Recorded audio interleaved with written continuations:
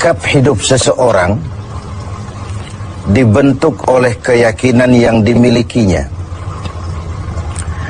Sebagai muslim, keyakinan kita berpatri pada dua kalimat syahadat. Asyhadu an la ilaha illallah wa asyhadu anna Muhammadar Rasulullah. Kalimat ini membentuk perilaku kehidupan.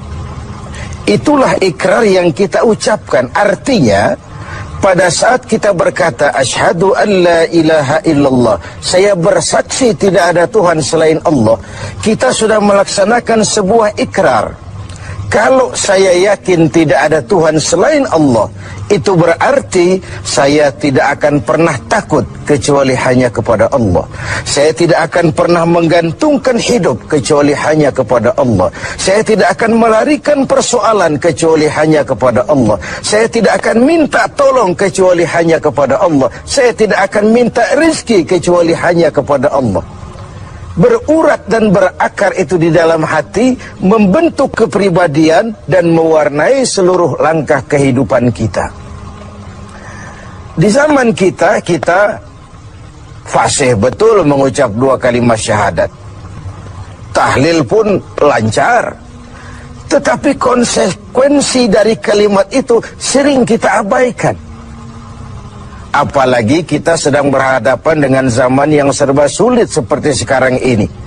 Ekonomi yang belum pulih, lapangan kerja susah, pengangguran banyak, biaya hidup tinggi.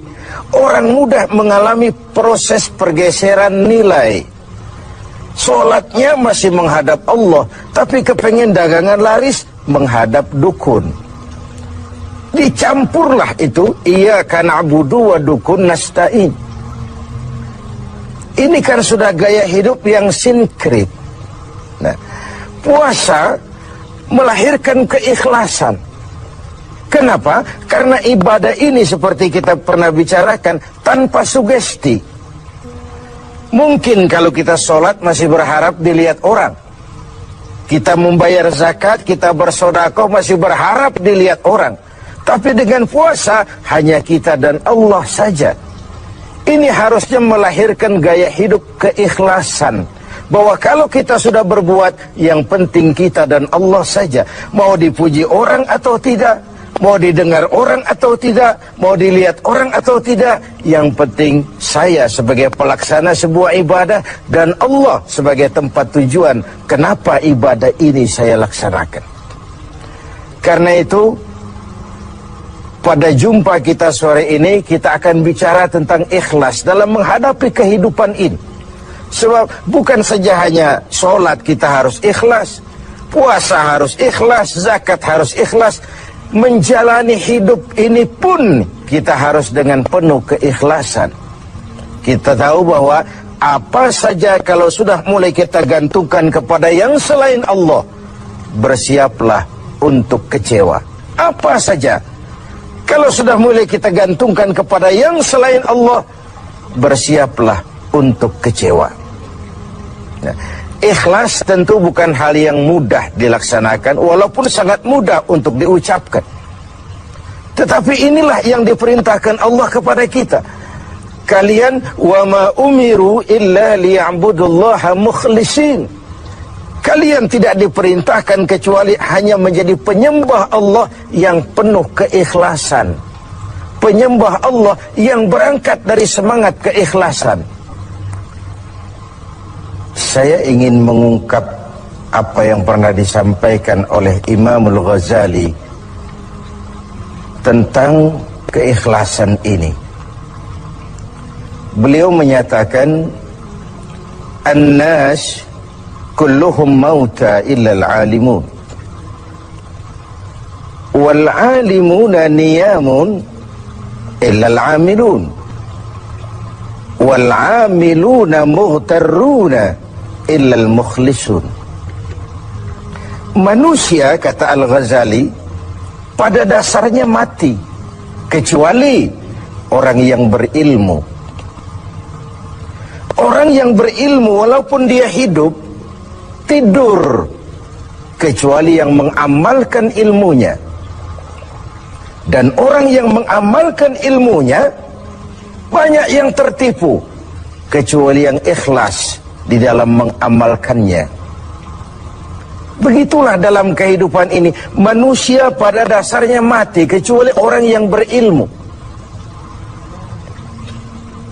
Tidak banyak yang bisa dilakukan tanpa ilmu. Ilmulah yang membuat manusia itu hidup, bergerak, berbuat, berkembang, tumbuh menjadi lebih maju. Ilmu dalam sebuah ungkapan lama membuat hidup jadi mudah. Seni membuat hidup jadi indah. Dan agama membuat hidup jadi terarah.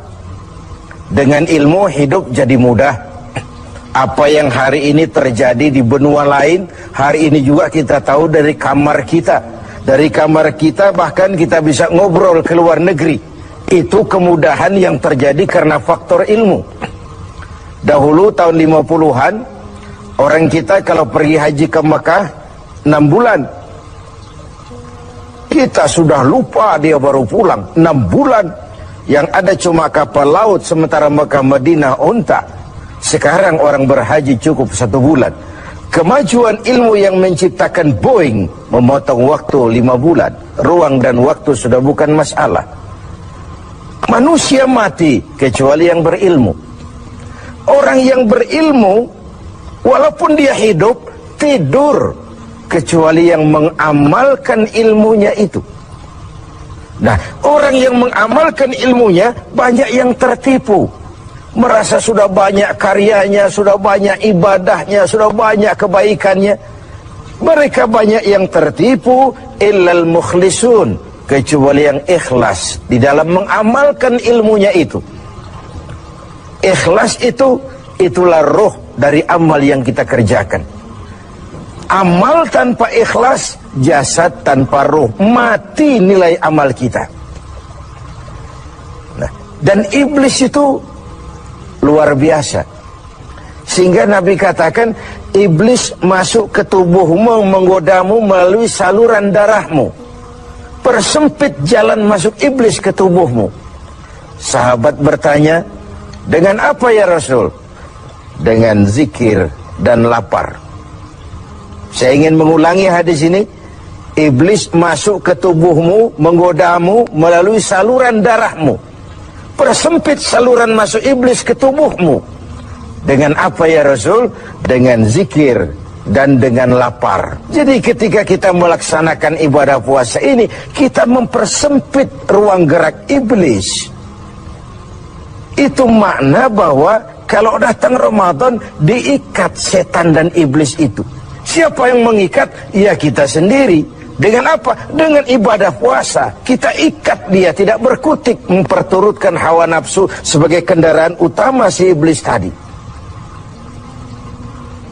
Jadi kembali kepada soalnya, keikhlasan. Itulah nilai dari amal kita. Nah, iblis datang kepada setiap orang dengan bendera yang tidak sama. Iblis datang kepada orang kaya dengan bawa bendera bakhil. Iblis datang kepada penguasa dengan membawa bendera kezaliman. Iblis datang kepada para kiai dengan membawa bendera hasud, iri hati, dengki. Iblis datang kepada orang kaya dengan membawa bendera pelit, bin bakhil alias kikir. Strateginya berbeda, bergantung kepada yang didatanginya. Nah, kalau itu tidak terkena, ditanamkannya lah perasaan bangga. Amalmu sudah banyak, kebaikanmu sudah banyak. Dihilangkanlah keikhlasan kita. Karena itu hadirin dan pemirsa, saya ingin menyampaikan sebuah potret tentang ikhlas ini. Dulu ada cerita, kiai punya santri 2 orang. Satu namanya si Ali, satu namanya si Umar. Satu hari si Ali pergi ke kebun, nyabut singkong. Singkong tercabut, Ali melihat, ini singkong bagus sekali. Kalau dihadiahkan kepada Pak Kiai, senang hati beliau. Tabarukan, cari berkah. Berangkat ke rumah Kiai, bawa singkong. Sampai di rumah Kiai, Assalamualaikum Pak Kiai. Waalaikumsalam, ada apa? Dari kebun Pak Kiai, saya jabut singkong, bagus sekali. Saya ingat sama Kiai, doakan saya Kiai. Oh, bawa masuk ke dapur, Li. Ali masuk ke dapur taruh singkong. Kiai bilang sama istrinya, Bu, Ali ini jauh-jauh datang kemari, hadiahkan kita singkong ini. Pulang kita kasih apa dia? Kata istrinya, Kiai, Bang, ada seekor kambing di belakang, hadiah pengusaha temporary sama kita. Daripada di sini tidak ada yang merawat, kan lebih baik dikasihkan si Ali. Siapa tahu dia pelihara berkembang biak jadi banyak nantinya. Jadilah itu. Ali permisi mau pulang, kata Kiai, Li, saya hadiahkan kau seekor kambing. Peliharalah, mudah-mudahan membawa berkah. Terima kasih Pak Yai. Pulanglah Ali dengan kambing seekor ini. Di jalan pulang ketemu temannya si Umar. Dari mana kau, Li? Dari rumah Kiai, Umar. Itu kambing dikasih sama Kiai. Kenapa kamu dikasih kambing? Enggak tahu, saya datang cuman bawa singkong ke rumah Kiai, pulang dikasih kambing. Si Umar nih otak dagangnya jalan. Kalau Ali saja bawa singkong dikasih kambing, bagaimana kalau saya bawa duren?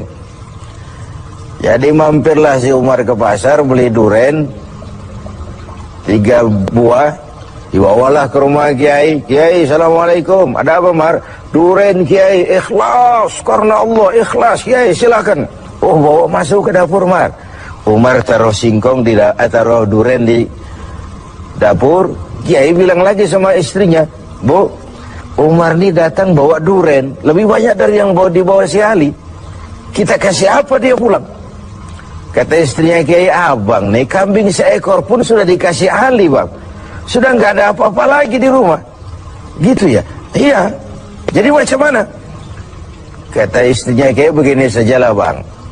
Ali tadi kan datang bawa singkong. Lalu Umar nih daripada pulang tangan kosong, sudah singkong Ali saja kasihin si Umar. Begitu. Iyalah. Ya jadilah. Umar permisi mau pamit pulang, kata Kiai, Mar, ada singkong, kamu bawa pulanglah, saya hadiahkan sama kamu, rebus, mudah-mudahan bawa berkah buat kamu. Pulanglah si Ali bawa singkong nih kan. Jadi ini sebuah potret betapa si Ali yang ikhlas bawa singkong dapat kambing. Umar nih yang punya target bawa duren 3 pulang dapat singkong. Nah, jadi ini sebuah cerita bahwa apa saja kalau sudah kita mulai bukan karena Allah, bersiaplah untuk kecewa.